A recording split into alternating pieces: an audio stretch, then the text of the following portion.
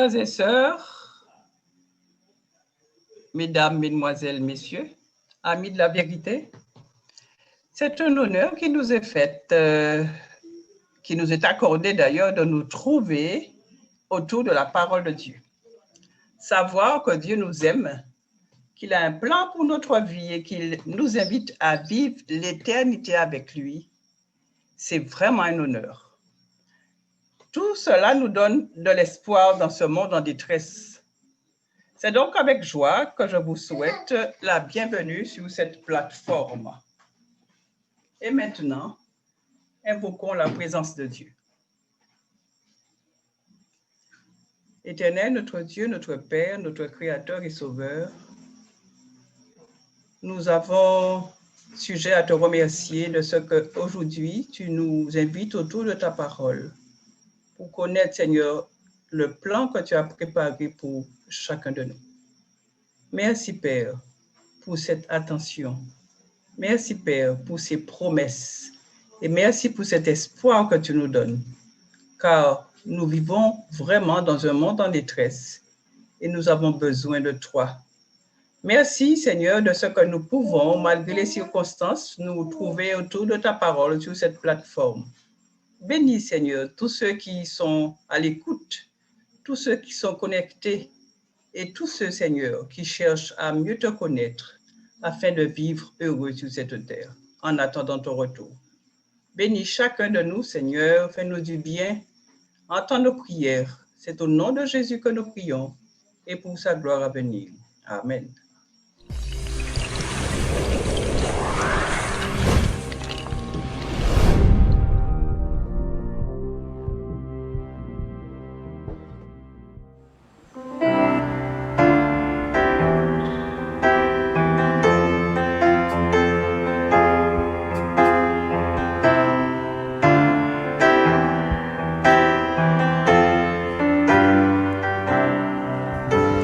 Seigneur, si je trouve grâce à tes yeux, Seigneur, entends le cri de mon cœur.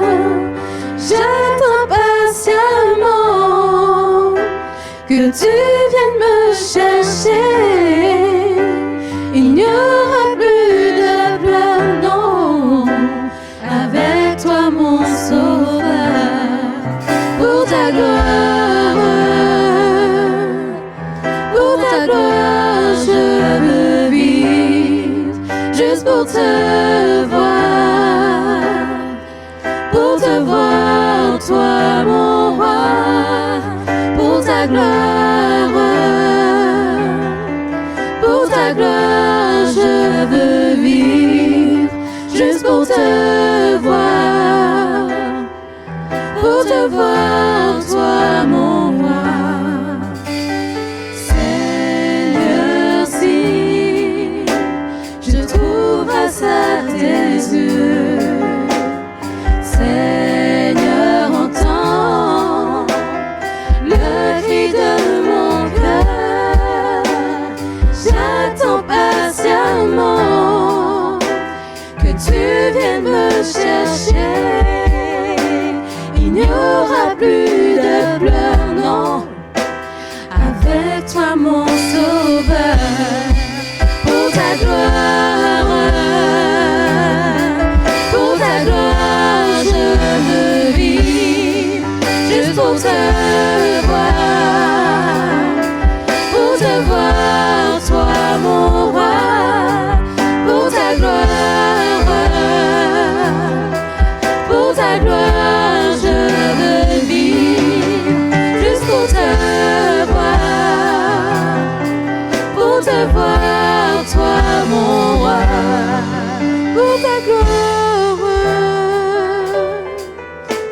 gloire, je veux vivre, juste pour te voir, toi mon roi, pour ta gloire, je veux vivre, juste pour te voir, te voir, toi mon roi, pour ta gloire, je veux vivre, juste pour te voir, toi mon roi.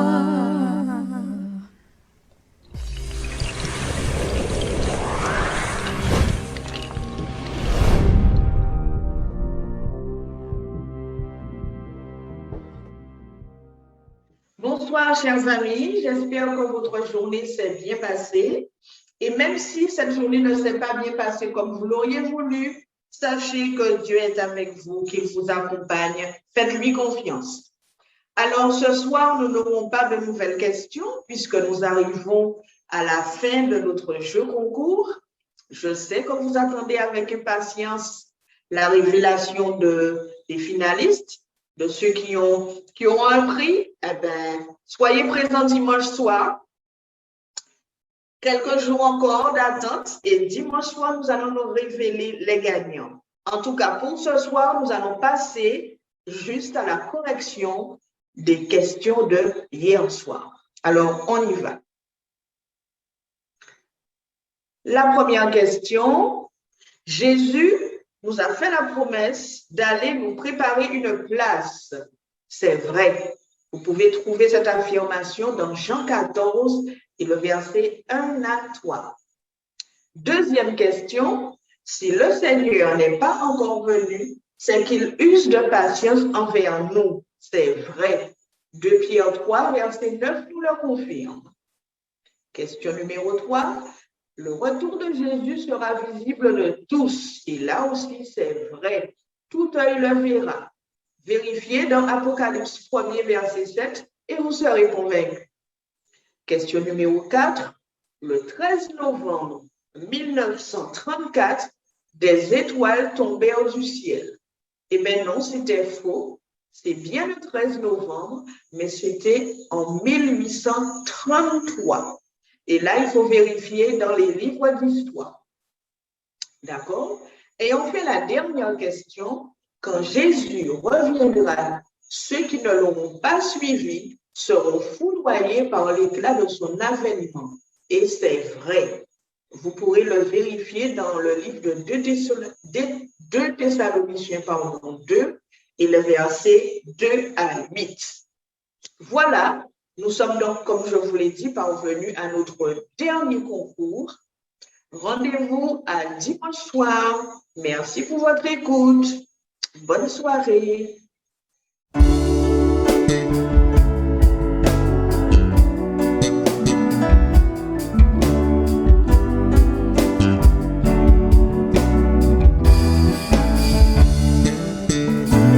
Jésus est la réponse au monde d'aujourd'hui.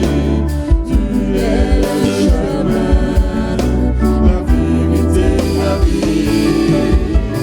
Jésus est la réponse au monde d'aujourd'hui. Il est le chemin, la vérité, la vie. Si tu as des questions qui n'ont pas de solution, si tu te sens découragé, si tu n'es pas en paix, prisonnier de ton passé, tu ne peux oublier. Pourtant tu le sais bien, Jésus est le chemin, Jésus est la réponse au monde d'aujourd'hui. Il est le chemin, la vérité, la vie. Jésus est la réponse au monde d'aujourd'hui. Il est le chemin, la vérité, la vie. Il est le chemin, la vérité, la vie.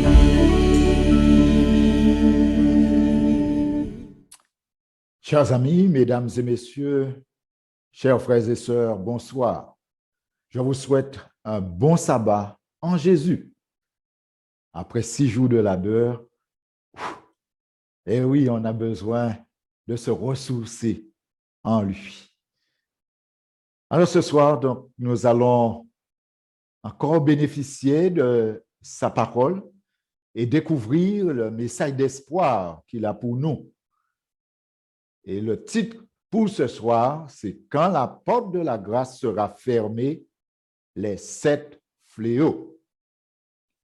Nous l'avions dit, cela fait déjà plusieurs jours que nous considérons cet aspect du temps qui presse. Nous sommes dans l'urgence, c'est ce que nous disons. Et le moment viendra où Jésus dira « c'en est fait ». Alors ce soir particulièrement, nous allons considérer les fléaux, c'est sûr. C'est vrai que les fléaux ne sont pas, en tout cas je ne souhaite pas que cela soit pour vous et pour moi une expérience désagréable, parce que c'est ce que cela sera pour ceux qui n'auront pas fait confiance à Dieu. Mais il est important pour nous quand même de les voir, de les considérer pour savoir comment seront les choses et comment Dieu nous annonce les déversements de ces fléaux. Dieu avait fait, chers amis, avertir l'humanité pendant près de 2000 ans. Et comme l'apôtre Pierre le dit, Dieu patiente. Il ne veut pas qu'aucun périsse, mais que tous arrivent à la repentance. Il prend son temps. Il nous accorde le temps qu'il faut. Les hommes, malgré ces avertissements, ont préféré suivre leur propre voie. Mais maintenant, le jour du jugement est arrivé et les 7 fléaux vont constituer le début de l'exécution des décisions prises par Dieu. Comme je l'ai dit, nous allons considérer le livre de l'Apocalypse. Nous allons lire un peu pour considérer ces différents fléaux. Dans Apocalypse au chapitre 22, versets 11 et 12, voilà ce qu'il est dit. Que celui qui est injuste soit encore injuste, que celui qui est souillé se souille encore, et que le juste pratique encore la justice, et que celui qui est saint se sanctifie encore. Voici, dit Jésus, je viens bientôt, et ma rétribution est avec moi pour rendre à chacun selon ce qu'est son œuvre. Oh, chers amis, entre cette déclaration de Jésus et le retour de Jésus, il y a le déversement des 7 fléaux. Nous l'avions déjà dit, et je le répète, il faut que cet élément-là soit clair à notre entendement. Personne ne sait et on ne saura pas quand Jésus dira « c'en est fait ».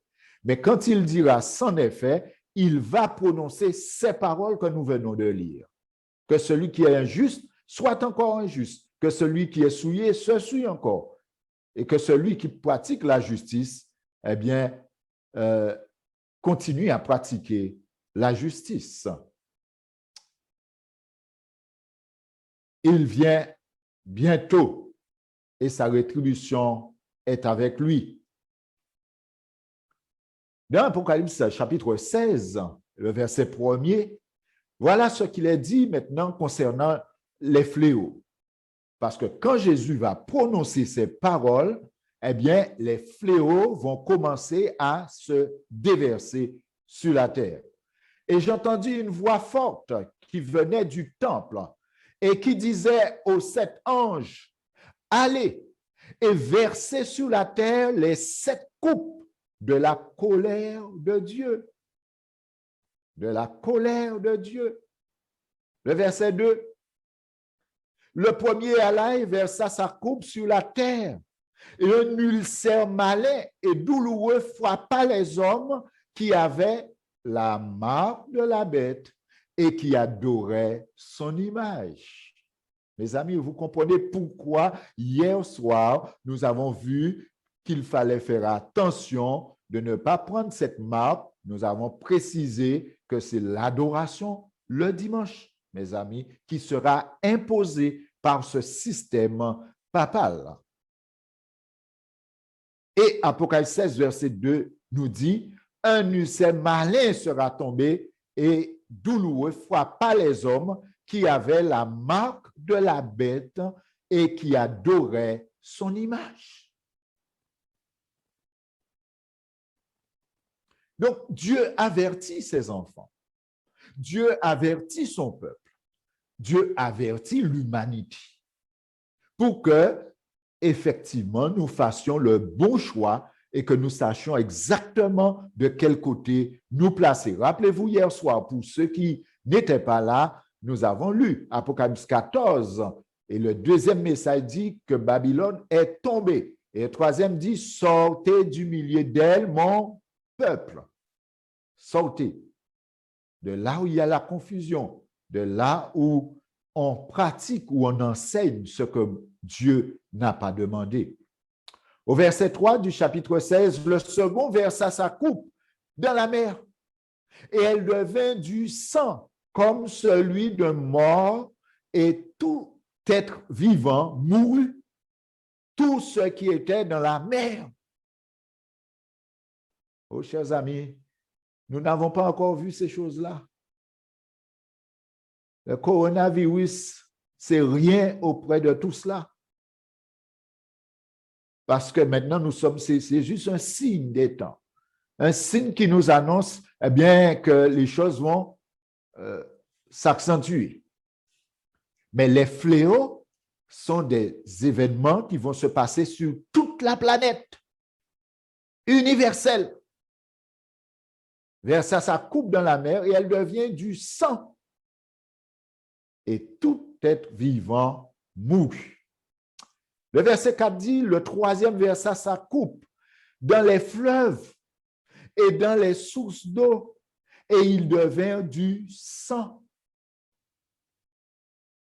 Verset 5, et j'entendis l'ange des eaux qui disait, tu es juste, toi qui es et qui étais. Tu es saint parce que tu as exercé ce jugement. Le jugement de Dieu, nous l'avions dit, sera un jugement fait avec équité et saint, juste.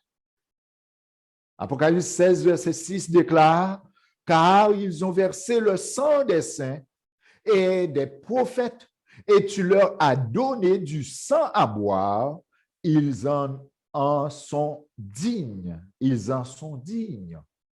Rappelez-vous, lors des croisades, comment des chrétiens qui ont voulu tenir la parole et avoir comme seule règle de foi et de conduite la parole de Dieu et la parole seule, eh bien, ont été mis sous le bûcher. Ils ont été mis sous le bûcher.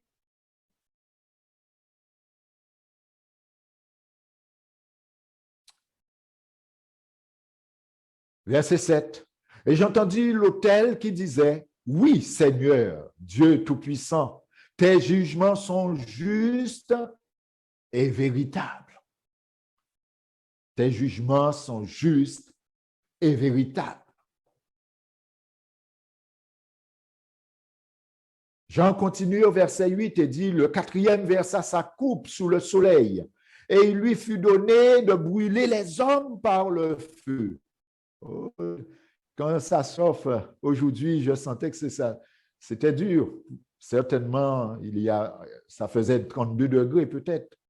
Mais là, je pense que ce sera beaucoup, beaucoup plus que cela. Le quatrième versa sa coupe sous le soleil, il lui fut donné de brûler les hommes par le feu. Mais de qui nous parlons là? De tous ceux qui n'ont pas mis leur confiance en Jésus, qui ne l'auront pas accepté comme sauveur. Oh, je prie Dieu pour que toutes ces choses ne soient pas pour vous et pour moi. C'est pourquoi Dieu nous avertit. Et je dis gloire à Dieu, nous sommes là pour les analyser et pour voir comment faire pour les éviter. Il faut les éviter, les fléaux. Parce que pour tous ceux qui auront placé leur confiance en Jésus, eh bien, les fléaux n'auront pas de pouvoir sur cela, parce que Dieu va protéger son peuple. Le verset 9. Et les hommes furent brûlés par une grande chaleur, et ils blasphémèrent le nom de Dieu qui a l'autorité sous les fléaux, et ils ne se repentirent pas pour lui donner gloire. Ah, là, il y a un élément qui ressort ici. C'est dire que le jugement de Dieu sera juste. Parce que quand Jésus dira sans effet que celui qui est juste soit encore juste, que celui qui est souillé se souille encore, ça veut dire que vraiment rien ne pourra changer à ce moment-là. Dieu aura vu clairement que l'homme ne prendra pas une autre décision que celle bien qu'il a pris, ou de le suivre, ou de ne pas le suivre.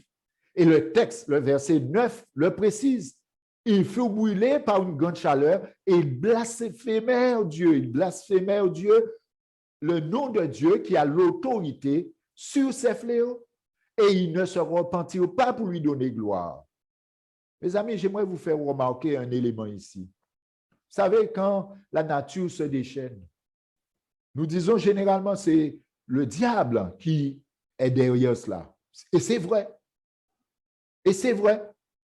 Le mal que nous subissons maintenant, le diable pousse les hommes à faire des choses pour que la nature se dérègle et enfin qu'on subisse bien, les dérèglements de la nature. La Bible est claire. Le diable est l'auteur du mal. Mais ici, le texte précise que ces fléaux sont lâchés par Dieu.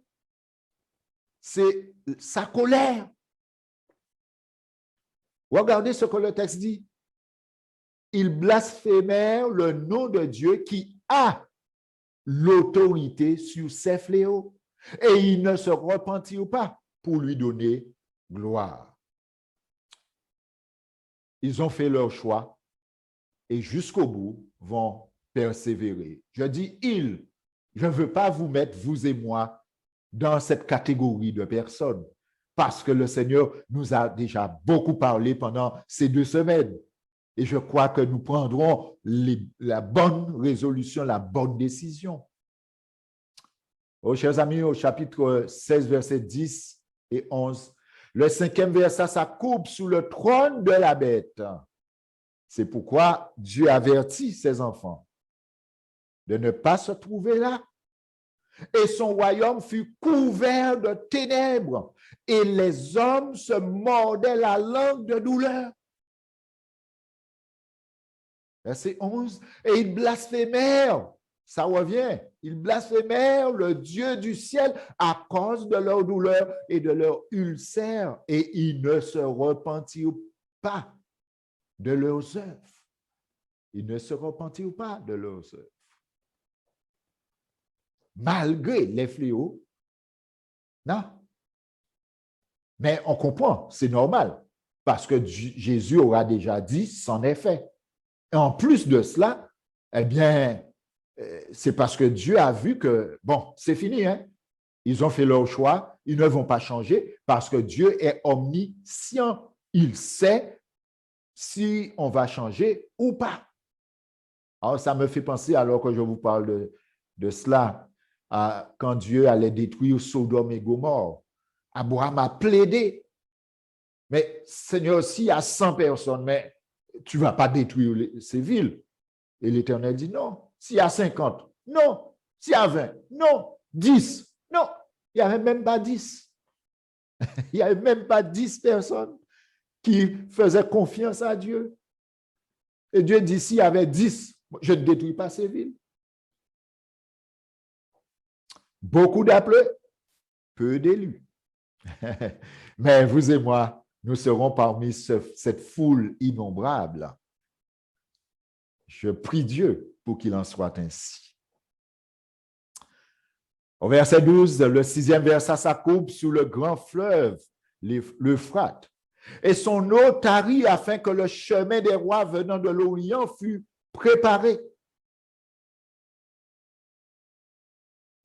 Et je vis sortir de la bouche, verset 13, du dragon, et de la bouche de la bête, et de la bouche du faux prophète, 3 esprits impurs, semblables à des grenouilles.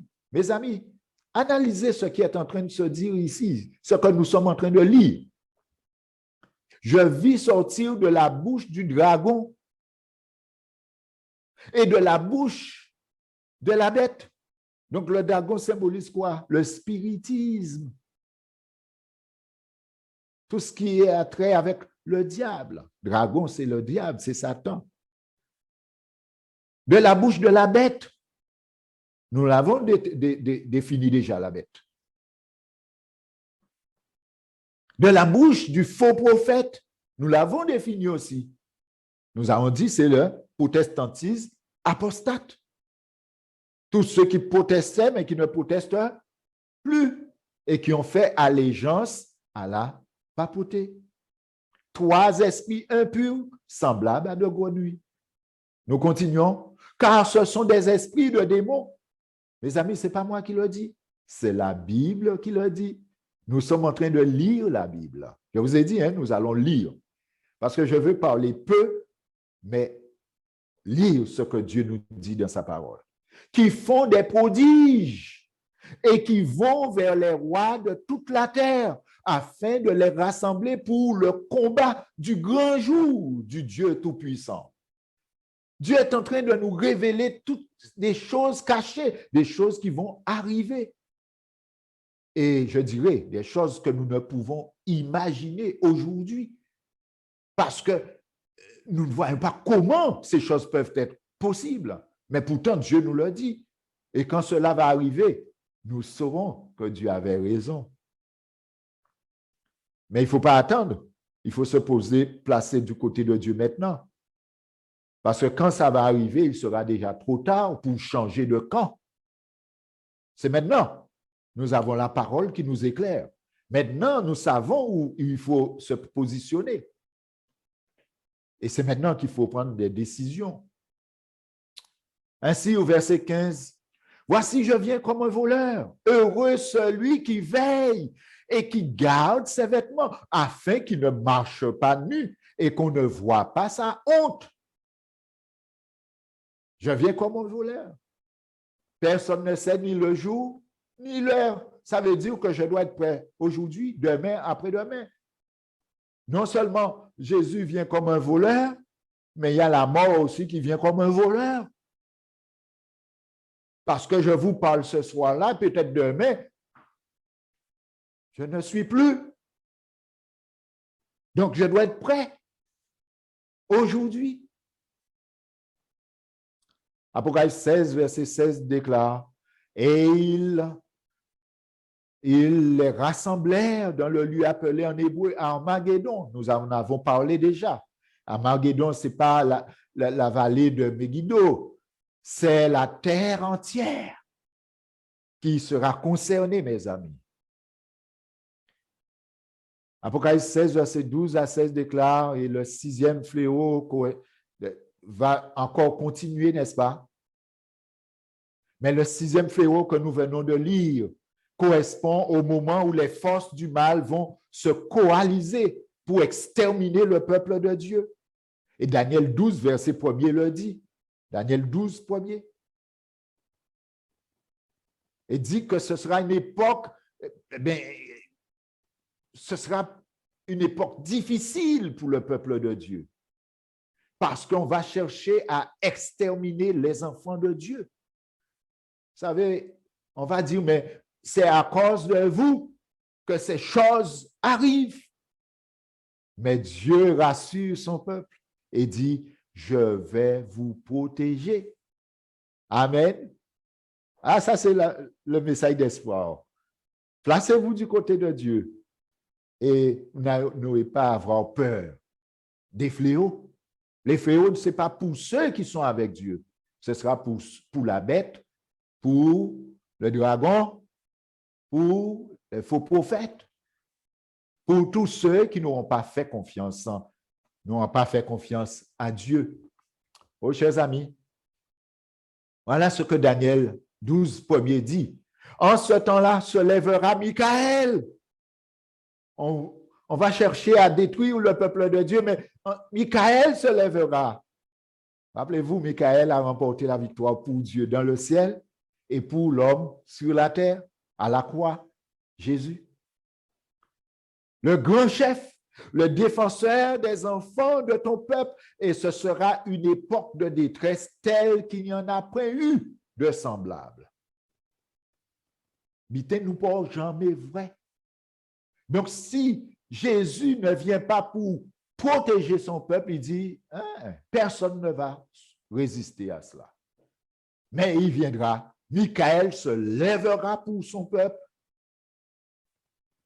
le défenseur de son peuple se lèvera.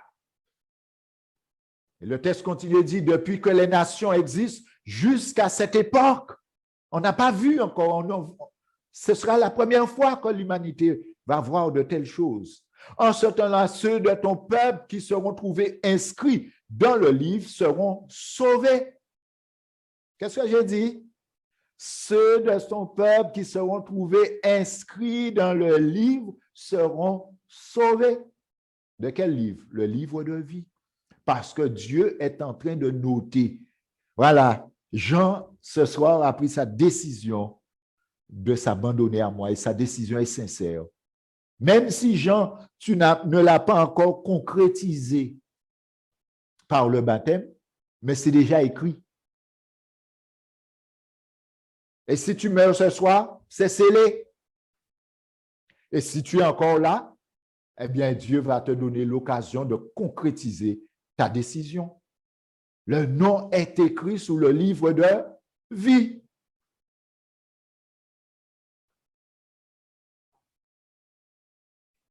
Oh, chers amis, la bataille d'Armageddon, c'est le dernier combat entre Dieu et Satan. Nous l'avions dit déjà. Armageddon, signifie montagne de carnage. Et ce sera sur toute la planète.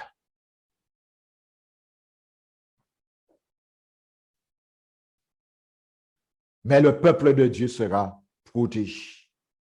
Michaël va se lever et va venir au secours de ceux qui lui ont fait confiance. Apocalypse 16, verset 17 dit, le 7e maintenant, nous sommes au 7e sceau, versa sa coupe dans l'air, et il sortit du temple du trône une voix forte qui disait, c'en est fait. C'en est fait, c'est fini. Voilà, les fléaux sont tombés, c'est fini. Maintenant, je viens chercher ce qui m'appartient. C'en est fait. C'est fini.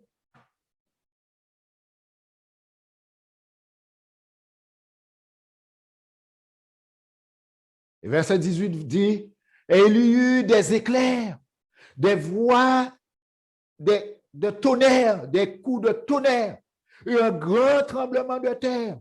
Écoutez attentivement, un grand tremblement de terre tel qu'il n'y avait jamais eu depuis que les hommes est sur la terre. Depuis que les hommes sont sur la terre. Jamais vu. Verset 18. Verset 19. Et la grande ville fut divisée en 3 parties. Les villes des nations tombèrent et Dieu se souvint de Babylone la grande pour lui donner la coupe du vin de son ardente colère. C'est pourquoi maintenant Dieu dit, sortez du milieu d'elle, mon peuple. Oh, chers amis, le verset 20. Oh, nous lisons la parole de Dieu ce soir. Toutes les îles s'enfuirent. Les îles s'enfuirent et les montagnes ne furent pas retrouvées. Le verset 21 dit, et une grosse grêle dont les grelons pesaient 1 talent, tomba du ciel sur les hommes. Et les hommes blasphémèrent Dieu à cause du fléau de la grêle, parce que ce fléau était très grand.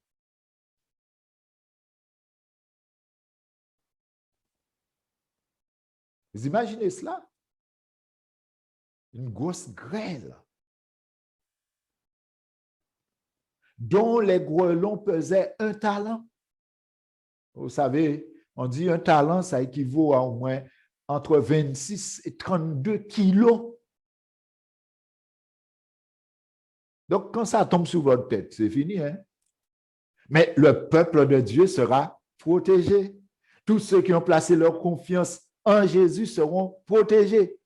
Par contre, tous ceux qui n'auront pas fait confiance à Christ, malheureusement.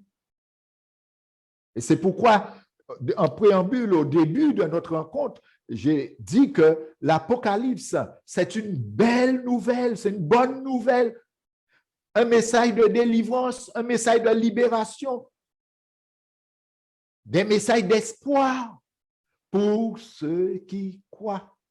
Mais pour ceux qui ne croient pas, pour ceux qui ne choisissent pas Jésus, ce sera la désolation. Mais Dieu veut nous éviter tout cela. C'est pourquoi nous sommes là ce soir. Oh, chers amis, 2 festins. Rappelez-vous, nous avions dit deux propositions, 2 camps. Même s'il y a 33 000 religions ou plus aujourd'hui, mais il y aura 2 camps. Ceux qui sont avec Dieu et ceux qui ne seront pas avec lui, qui seront avec l'autre. 2 camps. Par conséquent, 2 festins. 2 festins. Le premier festin se trouve dans Apocalypse 19, versets 11 à 21. On ne va pas lire tous ces textes, non. Mais je vous invite à lire, eh bien, Apocalypse 19, 11 à 21 pour voir le premier festin. Nous allons lire juste quelques textes. Mes amis, la seconde venue du Christ va marquer la victoire sous la bête et le faux prophète. Nous l'avions dit. Et Apocalypse 19, verset 11, voilà ce qui est dit. Puis je vis le ciel ouvert, et voici parut un cheval blanc. Celui qui le montait s'appelle Fidèle et Véritable. Et il juge et combat avec justice. Vous l'avez certainement compris qu'il s'agit de Jésus. De sa bouche sortait une épée aiguë pour frapper les nations. Il les pétera avec une verge de fer et il foulera la cuve du vin de l'ardente colère du Dieu Tout-Puissant. Le verset 16. Il avait sous son vêtement et sur sa cuisse un nom écrit, Roi des rois et Seigneur des seigneurs. Ah, c'est plus le bébé, le petit enfant qui est venu à Bethléem. Non, il vient dans toute sa puissance, dans toute sa gloire.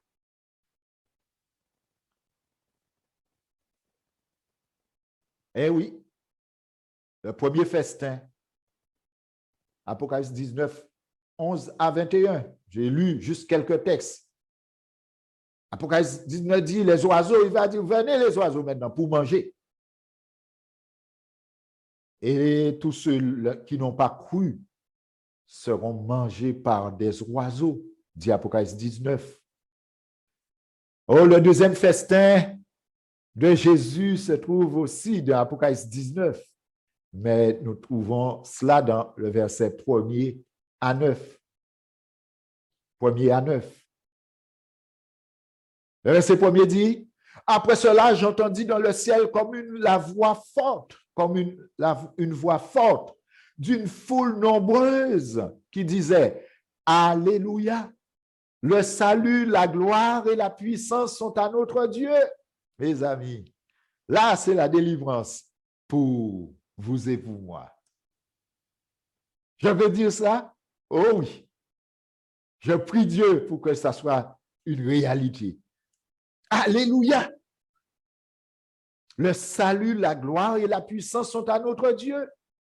Verset 2, parce que ses jugements sont véritables et justes, car il a jugé la grande prostituée qui corrompait la terre par sa débauche, et il a vengé le sang de ses serviteurs en leur demandant de sa main. Verset 4. Et les 24 vieillards et les 4 êtres vivants se prosternèrent et adorèrent Dieu, assis sous le trône en disant Amen, Alléluia. Bon, c'est vrai, on n'a pas lu tous les versets. Et une voix sortie du trône disant Louez notre Dieu, vous tous ses serviteurs, vous qui le craignez, petits et grands. Verset 7. Réjouissons-nous. Le verset 7. Soyons de l'allégresse et donnons-lui gloire, car les noces de l'agneau sont venues. Son épouse s'est préparée. Rappelez-vous, l'épouse, c'est tous ceux qui ont placé leur confiance en lui, constituent son peuple, constituent son église. Et là, c'est son épouse. Et Christ est l'époux. Et là, maintenant, là, c'est pour faire le mariage et faire la réception. Rappelez-vous, nous parlons de 2 banquets, 2 festins. Premier festin, c'est les oiseaux qui vont manger. Deuxième festin, c'est tous ceux qui ont cru en Jésus, qui ont placé leur confiance en lui, vont être avec lui dans le ciel pour festoyer, pour manger à la salle de noces. Le verset 8, il dit, il lui a été donné de se revêtir de fin lin éclatant pur, car le fin lin, ce sont les œuvres justes des saints. Parce que quand on a placé sa confiance en Jésus, le Saint-Esprit nous guide, nous prenons sa parole comme guide, et ainsi nous avançons et nous sommes transformés à la même image que Jésus-Christ. Nous possédons son caractère. Et ainsi, dans le ciel, on peut parler des œuvres justes des saints. Apocalypse 19, verset 9. Rappelez-vous, nous avons vu les bénédictions, les 7 bénédictions de l'Apocalypse. C'est la 4e bénédiction que nous avions vue. Et l'ange me dit, écris, heureux ceux qui sont appelés au festin de noces de l'agneau. Et il me dit, ces paroles sont les véritables paroles de Dieu. Heureux. Oh, je prie Dieu, mes amis, que vous et moi, nous soyons à ce festin. Mais pour y être, nous avons vu déjà ce qu'il faut faire. Pour y être, Dieu appelle et dit, voilà, choisis-moi. Nous avons vu comment on peut choisir Christ en suivant l'exemple qu'il a donné par le baptême. Je dis au monde que j'ai décidé d'abandonner ma vie à Christ. Et Pierre dit, c'est l'engagement d'une bonne conscience. Jésus a laissé l'exemple dans Matthieu 3, nous l'avons vu. D'accord? Et ainsi, eh bien, voilà. Je dis à Jésus, voilà, c'est toi que je choisis. Et c'est à partir de là que commence une relation intime avec Jésus. Mais à partir de cette décision. Et c'est pour cela que demain, nous aurons un baptême demain.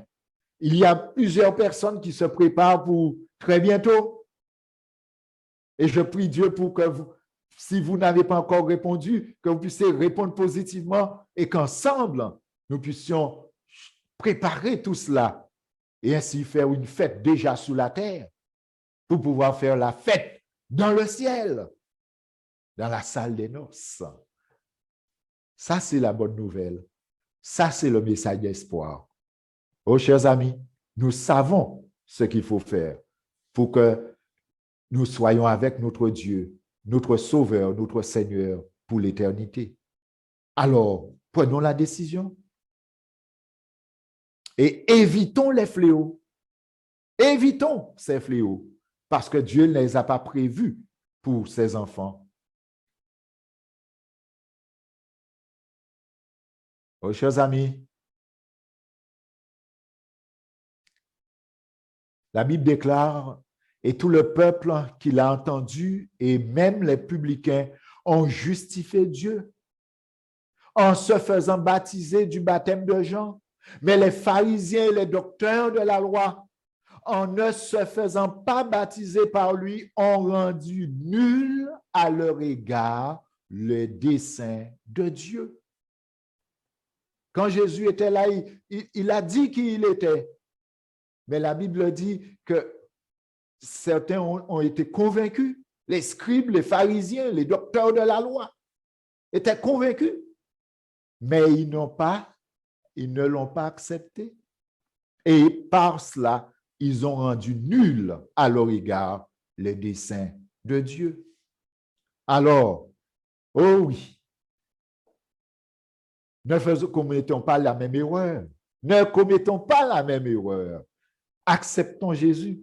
Et vous savez, quand on prend cette décision et on concrétise cette décision en passant par les eaux du baptême, eh bien, on ressort avec la joie, la paix,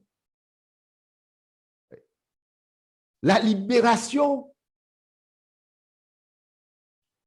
Et à ce moment-là, on est prêt à cheminer avec le Seigneur, pas à pas, guidé par son esprit, avec sa parole comme guide.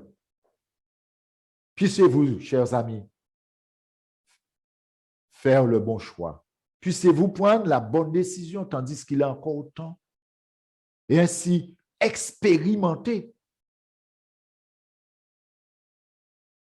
le baptême, parce que c'est là que cela commence, une relation avec Jésus. Ainsi, le Seigneur donc va bénir votre décision. Le Seigneur va bénir votre intention et vous permettra de la concrétiser.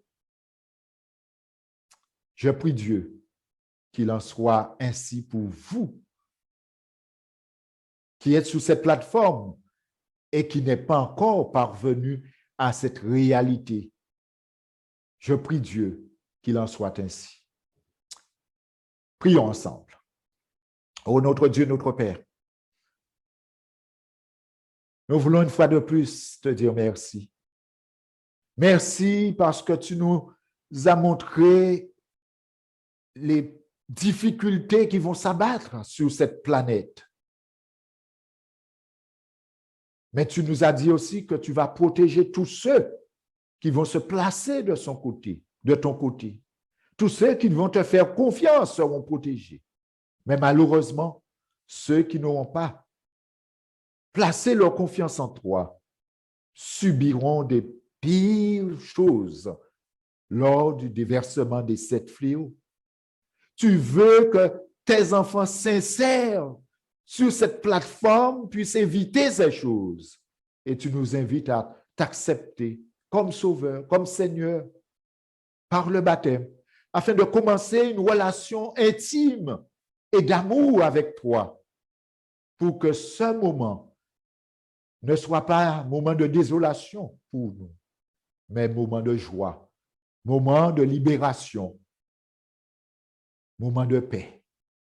Oh Dieu, scelle la décision de tes enfants maintenant.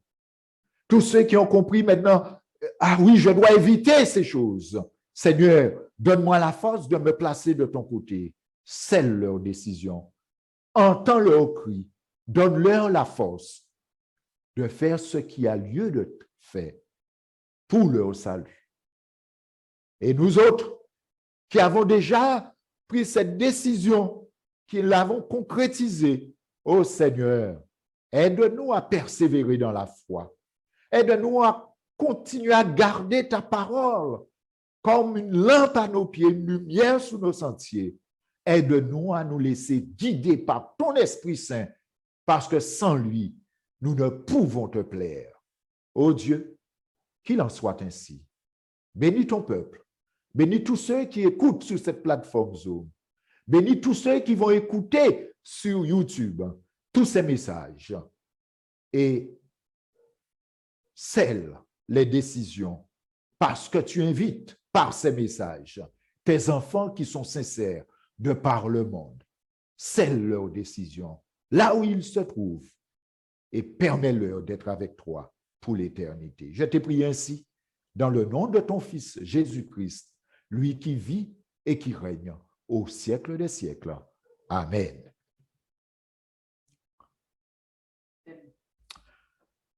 Oh, chers amis, demain matin, sabbat, je vous invite à adorer avec nous. Certains sur la plateforme Zoom, d'autres dans les églises, Saint-Robert, Baïf, Vieux Habitants, et dans toute la Guadeloupe, même en France ou ailleurs, en Amérique.